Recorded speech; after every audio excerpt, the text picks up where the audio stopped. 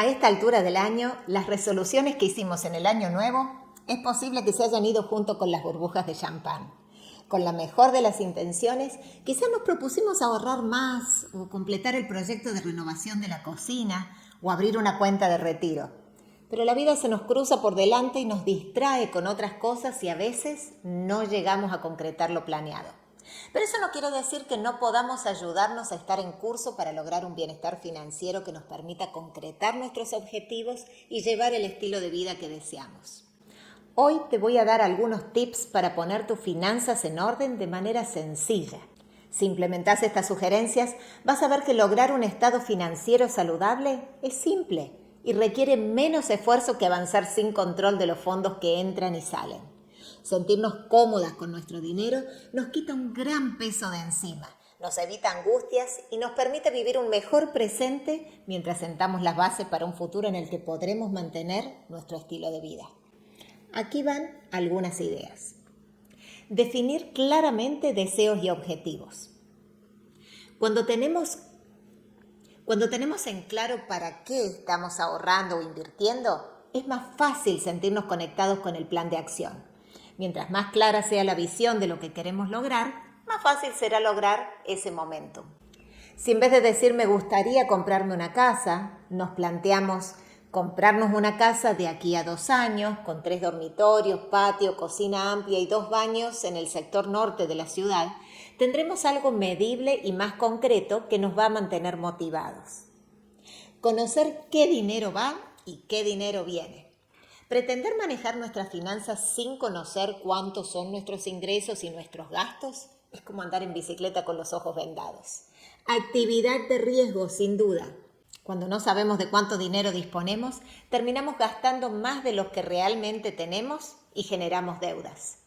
Hay distintos métodos para llevar estas cuentas y hay un estilo de presupuesto que se ajusta a tus necesidades.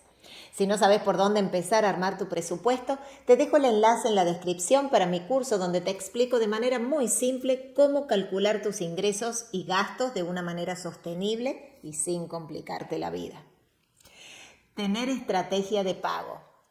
No todas las deudas tienen el mismo peso. Si tenemos más de un tipo de deuda, por ejemplo, debemos a tarjetas de crédito y además tenemos un préstamo que sacamos del banco, tiene sentido pagar las deudas con mayor interés como prioridad y luego seguir con las restantes. Por lo general, las tarjetas de crédito son las deudas más caras. Por la misma razón, es importante no seguir aumentando la deuda, de modo que a usar las tarjetas con precaución. Mantenerse en contacto con las finanzas.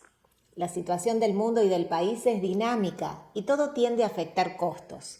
Ya hemos notado los altísimos precios del combustible que llevan a un aumento generalizado en los precios de productos y servicios.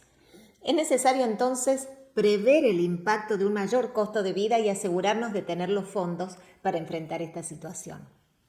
También la disrupción en la disponibilidad de materia prima nos lleva a pagar más por construcción y compra de vehículos, por ejemplo, y a considerar un mayor tiempo de ejecución. Tengo amistades que han comprado un auto nuevo hace 6 meses y todavía están esperando que llegue. Continuar invirtiendo. La mejor estrategia para las inversiones, según comprueba lo histórico, es llevar un ritmo parejo de inversión, independientemente de la situación temporaria de la bolsa. El tiempo que permanezca nuestro dinero en la inversión es más importante que el estar poniendo y sacando los fondos según los vaivenes del mercado. La economía es cíclica y hay tiempos de baja y tiempos de alta. Para los que no estamos en el día a día en esos altibajos, es saludable continuar con nuestro plan de inversión en fondos variados para que si una industria decae hay otra que compensa. Y las inversiones es una de esas situaciones en las que el tiempo es nuestro aliado. Por eso si empezamos a invertir en la juventud, el tiempo nos dará un impulso que nos favorecerá mucho en los años de retiro. Disfrutar el camino. El manejo del dinero es como las dietas. Si lo hacemos muy estricto, el entusiasmo por invertir y ahorrar y no gastar en tonteras nos dura poco.